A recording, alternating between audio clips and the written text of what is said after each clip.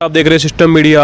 आज हम खड़े हैं विधानसभा क्षेत्र बहरोड में। जैसा कि आप सबको पता है, विधानसभा बहरोड से प्रत्याशी रहे हेमंत शर्मा जी को एक बार फिर धमकी मिली है। पहले एक विवाद आया था, एक मामला आया था कि हेमंत शर्मा जी पे जो हमला हुआ था।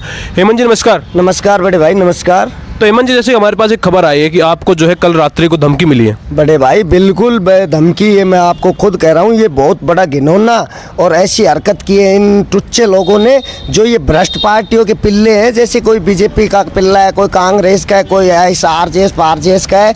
तो इन्होंने क्या किया, कल एक व्हाट्सएप कॉल, एक साजिश बहुत ही खुफिया तरीके से, ये तो गुंडे बहुत सिस्टम से काम करते हैं, तो इन्होंने खुफिया तरीके से एक व्हाट्सएप कॉल किया और उस कॉल पे मुझे मतलब गाली गलौज करके धमकी देते हैं कि हमारे पास अवैध हथियारों का जखीरा है और हम बड़े बड़े की-47 पिस्टल वगैरह हम हथियार हमारे पास रखते हैं और तेरे को हम सरेआम ठोक देंगे। और हम प्रशासन और शासन किसी से नहीं डरते, क्योंकि बड़े बड़े प्रशासन और बड़े बड़े नेता भ्रष्ट मंत्री हमारे पानी भरते हैं और वो हमारे चमचे हैं। कहीं ना कहीं हम उनसे मिली भगत करके और तेरे को हम सरेआम सुलटा देंगे। और आपको खुद को भी पता है, पूर्व में जैसे त्रिलोक हत्याकांड हुआ, कैसे बेरहमी से उसको घर में जाके वो किया गया है। मुन्ना खोरी जवान लड़का जिसका परिवार ठीक है, जसराम जो अपने वो भी अपने परिवार के लिए जसराम हत्याकांड, बहरोड से विधानसभा प्रत्याशी थे, बहरोड से विधानसभा प्रत्याशी था, उसको खुद को टहला दिया। अब उसको ये देखो, जसराम को उसके बच्चे परिवार कितने थे, मतलब उसका भी वो किया गया। राकेश, ये अपने राकेश शर्मा चेयरमैन,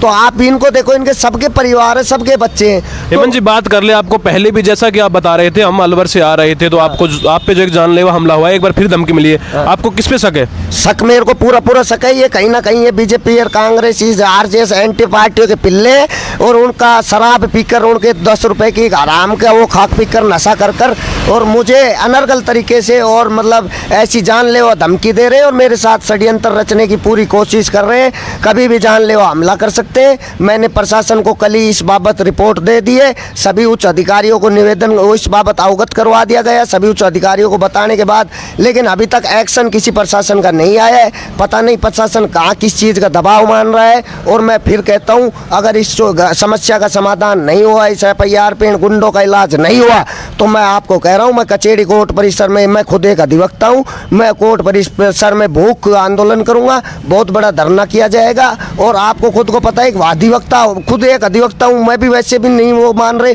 प्लस में विधानसभा के कैंडिडेट विधायक प्रत्याशी को, इसको भी मतलब धमकियां दी जा रही है और पहले भी दे चुके हैं और आप भी दे रहे हैं। तो मतलब कहीं ना कहीं आप बताओ ना, अगर प्रशासन की नज़रों में अगर ऐसे कोई धमकी देता है तो प्रशासन तुरंत ध्वस्त कर देता है। कोई बड़े आदमी होते हैं उनके लिए तो वो कर देता है, लेकिन अपने लिए अगर प्रशासन कहीं ना कहीं कुछ ना कुछ प्रशासन की कमी आ रही है जो उसको पूर्ति नहीं कर पा रहे। और ये ज़्यादा दूर के नहीं है, ये फ़ोन भी यहीं से आया है, अपने शहर में से, थोड़ी मोड़े इलाके में से, परंतु इनके ऊपर लगाम लगानी जरूरी है। अब एक बात बताओ, 4-4, 5-5 आदमी मार दिए गए हैं, जनप्रतिनिधि हैं जो सम्मानीय थे, जो विधायक के उम्मीदवार भी थे, काफ़ी ने चुनाव भी लड़ा है। परंतु अब एक बात बताओ, जब ये ऐसे जनप्रतिनिधि और बड़े बड़े विधायक सुरक्षित नहीं है, इससे क्या है प्रशासन, तो आपको मैं बताऊं। जी जैसा कि बात कर ले, जो आप बता रहे बड़े बड़े प्रतिनिधियों को जो मार दिया गया है, आपको क्या लगता है कभी कहीं आपने चुनाव लड़के कोई बड़ी गलती तो नहीं कर दी? देखो, मैंने तो जनता जनार्दन की आवाज के लिए, संघर्ष के लिए चुनाव लड़ा है और अगर ऐसा कुछ है तो हम ऐसा जनता माता के लिए फिर ऐसा कोई रक्षक आगे लड़ने के लिए तैयार भी नहीं रहेगा। और मैं आप फिर कहना चाहूँगा कि आज आप देख रहे हो प्रशासन में कोई वो नहीं है, प्रशासन तो आम जन में तो भय पैदा कर रहा है और अपराधियों में विश्वास और उनके हौसले बुलंद हो रहे हैं। तो कहीं ना कहीं इनकी कमी है, इसलिए मैं थाने के सामने आज भी यही बाइट दे रहा हूँ, न्यूज़ को मैं यही अवगत करा रहा हूँ कि इनका तुरंत से तुरंत इनका इलाज किया जाए। मेरे विधायक बनने के प्रशासन की ओर से क्या सांत्वना दी गई है? देखिए, प्रशासन की ओर से मैंने रिपोर्ट दी है, कल हाथ के हाथ वो फोन आने के घंटे भर मतलब 20 मिनट के बाद मैं दे दिया था, क्यों मैं एक प्रोग्राम में था। पर प्रशासन ने अभी तक उस रिपोर्ट को कवर करके उसमें कोई कड़ी कानूनी कार्रवाई नहीं की है। और मैं फिर कहना चाहूँगा, अगर कोई कानूनी कार्रवाई नहीं हुई तो मैं एक अधिवक्ता हूँ, मैं कोर्ट परिसर में भूख आंदोलन, बड़ा धरना प्रदर्शन करूँगा।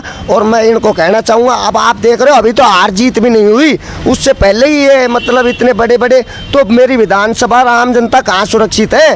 ये तो चलते फिरते मार देंगे।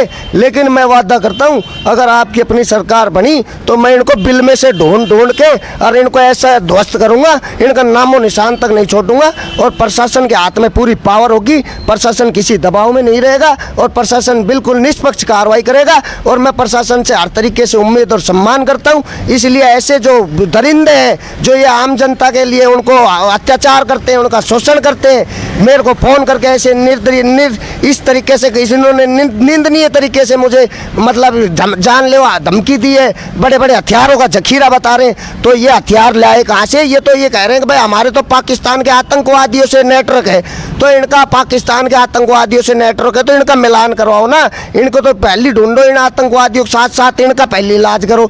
तो मैं इनको फिर कह रहा हूँ मैं इनको बर्दाश्त नहीं करूँगा।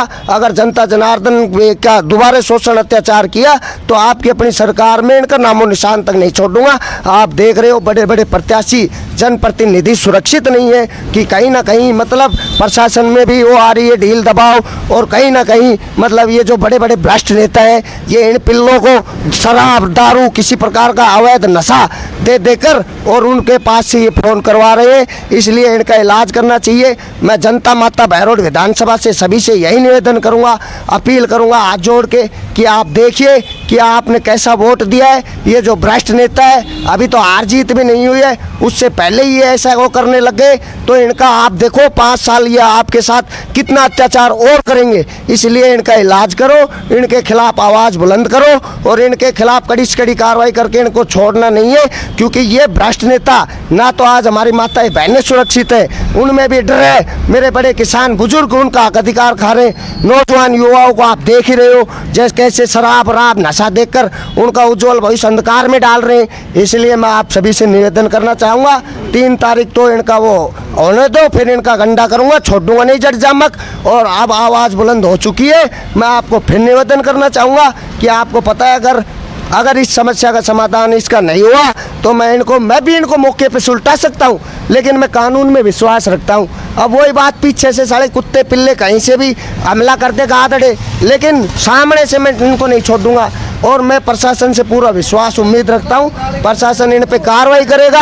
अब एक बात बताओ, ये शराब के नशे में दो थोड़ा सा पता नहीं कैसा किस चीज़ का कहाँ से उनके पास हराम की दारू पी हैं और मेरे पास फ़ोन कर रहे हैं। अरे मेरे पास फ़ोन करने से पहले अपने उन फुफ्फा जो वे भ्रष्ट नेता हैं उनके पास करते कि तुमने 75 साल जनता का शोषण किया, तुमने हमारे माँ बहन को सुरक्षित नहीं छोड़ा, तो उनका इलाज करना बहुत ज़रूरी था। इसलिए ये तो मैं तो गरीब किसान धरतीपुत्र मजदूर का बेटा हूँ, मेरा ही क्या कर लेंगे, मेरे पास है भी नहीं कुछ। और मैं तो खुद कह रहा हूँ मैं तो इनको मौके पे खुद सुलटाना जानता हूँ, पर मैं प्रशासन में उम्मीद और मैं उनमें विश्वास रखता हूँ। क्यों मैं एक कोर्ट परिसर में अधिवक्ता हूँ, इसलिए मैं इनका इलाज खुद करना जानता हूँ। और मैं आपको कहना चाहूँगा कि ऐसे भ्रष्ट नेता के ये जो पिल्ले आज बोल रहे हैं ये अभी हार जीत नहीं, उससे पहले ही ये बड़बड़ा रहे हैं। तो ये आप देखो कि 5 साल ये आम जनता को कहाँ कैसे उन पर शोषण अत्याचार करेंगे, उनको कहीं का नहीं छोड़ा जाएगा।